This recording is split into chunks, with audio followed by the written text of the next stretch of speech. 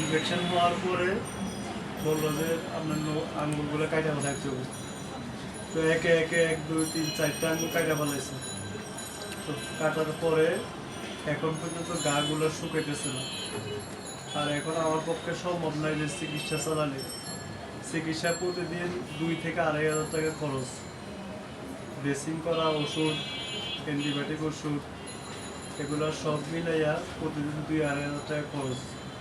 তা আমার পক্ষে সম্ভব না এই চিকিৎসা চালানো। তো আপনাদের কাছে অনুরোধ, আপনারা যে কোনোভাবে হোক, বিত্তবান সামর্থ্যবান লোকেরা যদি আমার দিকে একটু খেয়াল করে এগিয়ে আসেন, তাহলে আমি বাইসে যেতে পারি, আমার ফ্যামিলি বাইসে যেতে পারে। আমার ফ্যামিলিতে 5 জন সদস্য, বউ বাচ্চা, ছেলে মেয়ে। একমাত্র আমি আয়ের উৎস। আমার একটা চায়ের দোকান আছে, আর কিছু নেই স্যার। এই চায়ের দোকানটা করে কোনো রকম খাইতাম স্যার, এখন ওটাও করতে পারতেছি না। অনেক মানবতা কষ্টের জীবন যাপন করতেছি।